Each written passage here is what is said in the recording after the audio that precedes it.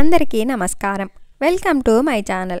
ఈరోజు వీడియోలో మనం ఒక అందమైన ప్రేమ కథను గురించి తెలుసుకుందాం. నా వీడియో కనుక మొదటిసారిగా చూస్తుంటే నా ఛానల్ని సబ్స్క్రైబ్ చేసుకోండి. కొన్నిసార్లు ఊహలు వాస్తవాలు కాకపోవచ్చు, కానీ బలమైన సంకల్పమే జీవితానికి బాటలు వేస్తుంది, బతుకుపై భరోసా కల్పిస్తుంది. నిజమైన ప్రేమ నిస్వార్థమైనదంటే అది అబద్ధమేనేమో. స్వార్థం లేనిది ప్రేమ ఎలా అవుతుంది? ప్రేమ అనేదే బలమైన బంధమైనప్పుడు ఆ బంధాన్ని అవసరాలు చుట్టేయటంతోనే అసలు సమస్య. గాయం చేసినంత ఈజీ కాదు గతాన్ని తుడిచివేయటం అంటే. అలాంటి చెరిగిపోని జ్ఞాపకాల మదిలో ఓ కూతురి మనోవేదన ఈ కథ. ఈ వీడియో చూసే ముందు ఒక లైక్ చేసి స్టోరీ చివరి వరకు చూసి ఎలా ఉందో కామెంట్ చేయండి.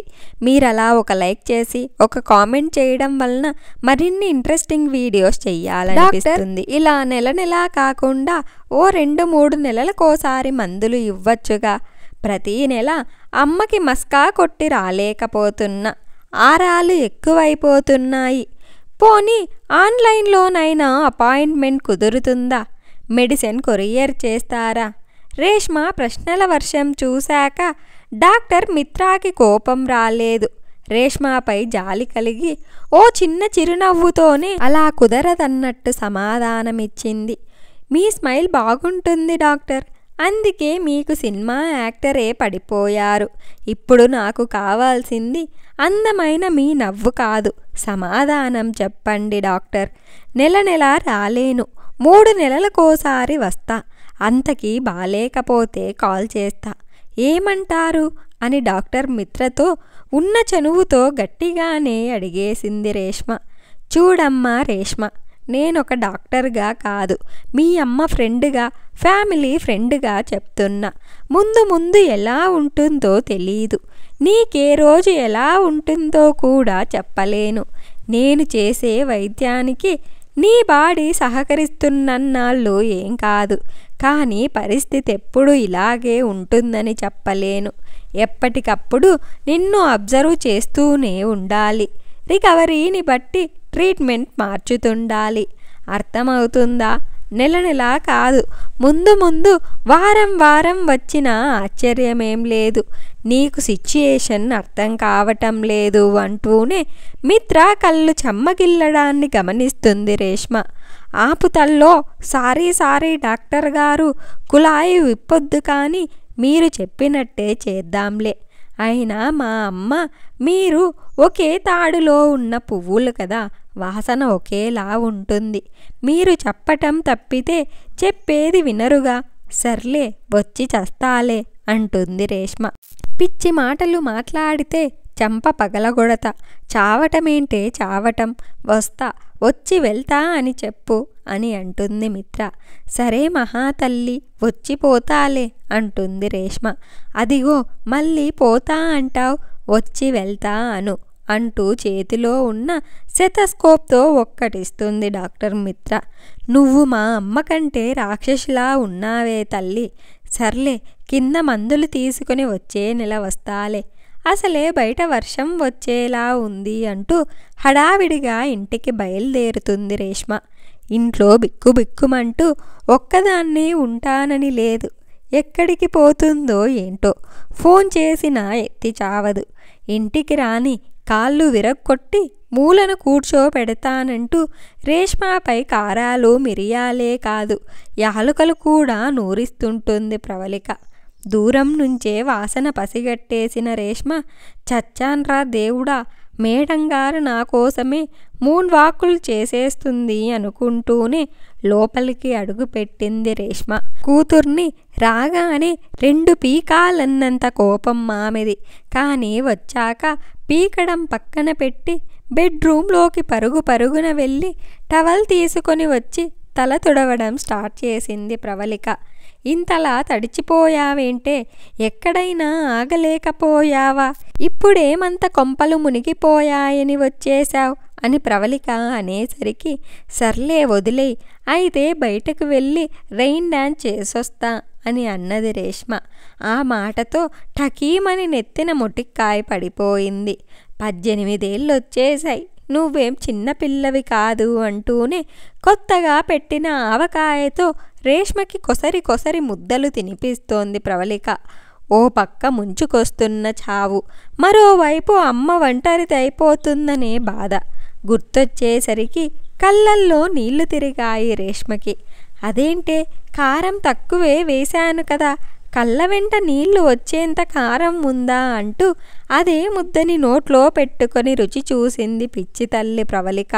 రేష్మకి నవ్వాలో ఏడవాలో అర్థం కాక ఇక చాలమ్మా అంటూ అక్కడి నుంచి లేచి వచ్చేసి ఆలోచనలో పడింది.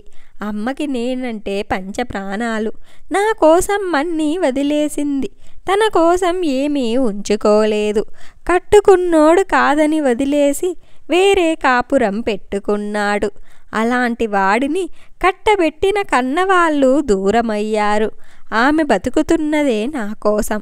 అలాంటి నేను ఎన్నాళ్ళుంటానో ఎన్నాళ్ళు బతుకుతానో నాకే తెలియదు. నా కోసం ఇంత చేసిన అమ్మని అలా వదిలేసి వెళ్ళిపోవటం న్యాయం కాదు కదా. దేవుడా, నన్ను వదిలిపెట్టవు, నీ దగ్గరకు తీసుకొని పోతావని నాకు అర్థమవుతోంది. కానీ నా కోసం తన జీవితాన్ని త్యాగం చేసిన అమ్మని ఒంటరిని చెయ్యటం న్యాయమా?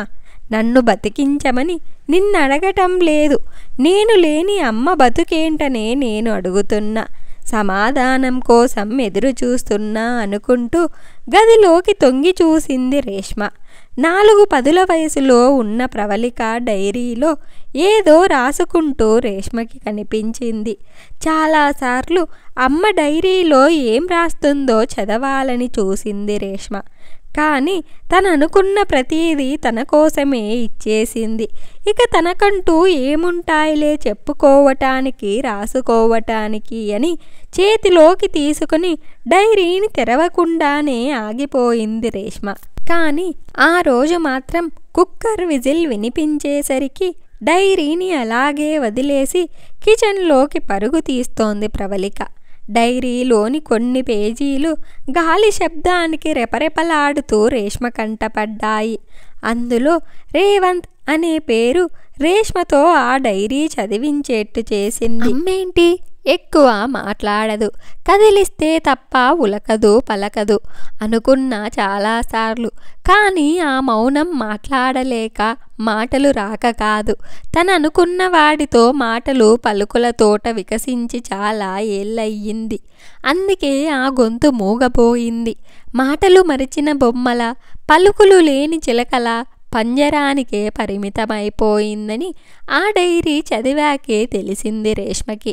రేవంత్ ఎవరో కాదు, రేష్మ ప్రవళిక కడుపులో పట్టడానికి కారణమైనవాడు. రేవంత్ ప్రవళికల కూతురే రేష్మ. డైరీలోని ఒక్కో పేజీ చదువుకుంటూ వెళ్తుంటే రేష్మకి తెలిసింది అవి అమ్మ రాసిన రాతలు కాదు, ఆమె జీవితాన్ని చెరిపేసిన నుదిటి రాతలు అని. నాన్న, నేను రేవంత్ని ప్రేమిస్తున్నా. మరో ఏడాదిలో అతను చేస్తున్న సినిమా ప్రాజెక్ట్ అయిపోతోంది. అది పూర్తి కాగానే పెళ్లి చేసుకుంటాం అని ప్రవళిక తన ప్రేమని అంగీకరిస్తారనే నమ్మకంతో అమ్మ నాన్నల దగ్గర బయటపెట్టింది. అతని కోసం ఎంక్వైరీ చేశాక వాడు మన కులం కాదు, మన మతం కాదు, వాడి గ్రాఫిక్ సినిమాల్లో పనిచేస్తాయేమో కానీ నిజ జీవితంలో గాల్లో మేడలే, ఏదో రోజు కుప్ప కూలిపోతాయి. వస్తే మాతో రా, మేము యూఎస్కి వెళ్తున్నాం, అక్కడే నీకు మంచి సంబంధం చూసాం, లేదంటే ఇక్కడే ఉండిపో వాడితో. వాళ్ళ నుంచి వచ్చిన సమాధానం ఇదొక్కటే. కన్న వాళ్ళతో వెళ్ళలేక, ప్రేమించిన వాణ్ణి తన కోసం కెరీర్ని త్యాగం చెయ్యమనలేక తనలో తాను కుమిలిపోయి నరకం అనుభవించింది ప్రవళిక. ప్రేమించిన వాళ్ళ బాధను పంచుకుంటేనే కదా అసలైన ప్రేమ. కానీ రేవంత్ తను అనుకున్న ప్రవళికను పోషించే పరిస్థితిలో లేడు. అలా అని వదిలేయను లేడు. చేసేది లేక నీ ఇష్టం అనే ఒక్క మాటతో ఇద్దరికీ శిక్ష పడే సమాధానం ఇచ్చాడు. ఆలోచించుకునే టైమిక లేదు, ఇక నిర్ణయం తీసుకునే సమయం వచ్చింది అంటూ ప్రవళికను బలవంతంగా యూఎస్కి తీసుకొచ్చేశారు పేరెంట్స్. ఆమె ప్రేమ గురించి ముందే చెప్పి అమెరికాలో స్థిరపడ్డ కార్తీక్ ఇచ్చి పెళ్లి చేసేశారు. కానీ రేవంత్తో తన సంబంధం బలపడిందని, తన కడుపులో బిడ్డ పెరుగుతోందని కార్తీక్కి ముందే చెప్పింది ప్రవళిక. ఏం ఆశించి పెళ్లికి ఒప్పుకున్నాడో తెలిసేలోపే కార్తీక్ ప్రవళిక మెడలో తాళి కట్టేశాడు. ఏది తప్పు ఏది ఒప్పు అని తెలుసుకునే లోపే కార్తీక్ తనకి దక్కాల్సిన ఆస్తిపాస్తులు దక్కించుకొని వేరే కాపురం పెట్టేశాడు. ప్రవళిక తన కడుపులో పెరుగుతున్న బిడ్డ కోసం అక్కడే ఆగిపోయింది. మంచి జీవితం ఇస్తామని మాటిచ్చిన ఆమె పేరెంట్స్ ఆస్తులన్నీ కాపాడుకోవటం కోసం తిరిగి ఇండియాకి వచ్చేశారు. రేష్మ కడుపులో పడినప్పటి నుండి ఆమె 18 ఏళ్ళు వచ్చే వరకు ప్రతి విషయాన్ని ఆ డైరీలో రాసింది ప్రవళిక. నాకే ఎందుకీ బాధ, నాకే ఎందుకీ వేదన అని చాలాసార్లు బాధపడ్డ రేష్మ తన తల్లి పడ్డ బాధ, దిగమింగుకున్న కన్నీళ్లను చూశాక తెలిసింది బాధ కూడా బాధ్యతే అని. తాను వేదనను అనుభవిస్తూ నాకు వేడుక చెయ్యాలనుకుందని ఆ డైరీ చదివి తెలుసుకుంది. అప్పుడు ఆమెకి ఓ మాట గుర్తొచ్చింది. నన్ను బతికించమని నిన్నడగడం లేదు దేవుడా, నేను లేని అమ్మ బతుకుంటేనే నేనడుగుతున్న ఆ ప్రశ్నకి రేవంత్ రూపంలో సమాధానం దొరికేసింది రేష్మకి. అమ్మ ఇంతలా అతన్ని నేటికి ఆరాధిస్తుంటే, ప్రేమిస్తుంటే అతనెందుకు అమ్మ ప్రేమని దరిచేరలేకపోతున్నాడని నిలదీయాలనుకుంటుంది రేష్మ.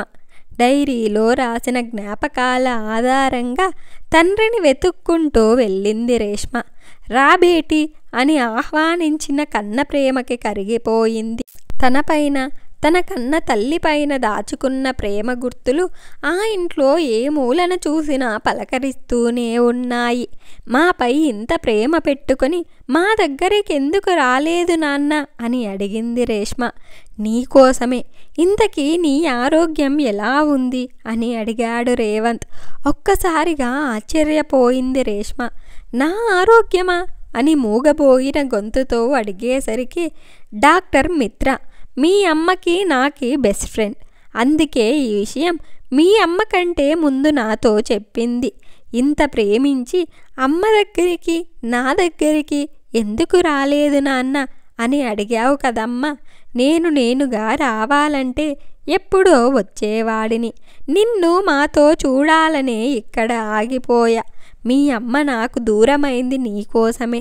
ఇప్పుడు నువ్వే లేకపోతే ఆమె చేసిన త్యాగానికి అర్థమే లేదు. అందుకే నిన్ను బతికించుకున్నాకే మీ అమ్మని కలుస్తా. నిన్ను మీ అమ్మకి బహుమతిగా ఇచ్చి కొత్త జీవితాన్ని అందించాలనే ఇక్కడే ఆగిపోయా. నీకో విషయం చెప్పనా? నువ్వింకెన్ని రోజులని లెక్కలేసుకుంటున్నావు, కానీ అవి ఏళ్ళకి ఏళ్ళు కాబోతున్నాయి. డాక్టర్ మిత్ర నీ హెల్త్ కండిషన్ గురించి మాట్లాడింది. వచ్చే నెలలోనే నీకు సర్జరీ. బతుకుపై ఆశ కల్పించేది బలమైన సంకల్పమే. మళ్ళీ మొదలైన మన కథకి ముగింపు ఏమైనా ఉంటుందో అన్న ఆందోళన వదిలేద్దాం. వెళ్ళి మీ అమ్మకి చెప్పు, ఆయన వచ్చాడని.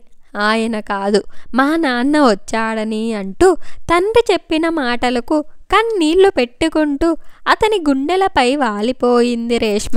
ఎన్నాళ్ళు బతుకుతానో అన్న బాధని మరచి భరోసా దొరికిందనే ఆనందంతో ఇలా వాళ్ళు మరి కొత్త జీవితాన్ని మొదలుపెట్టారు. ఈ కథ ఇంతటితో ముగిసింది. ఈ వీడియో కనుక మీకు నచ్చినట్లయితే ఒక లైక్ చేసి స్టోరీ ఎలా ఉందో కామెంట్ చేయండి. నా ఛానల్ ఇంకా సబ్స్క్రైబ్ చేసుకోకపోతే వెంటనే సబ్స్క్రైబ్ చేసుకోండి.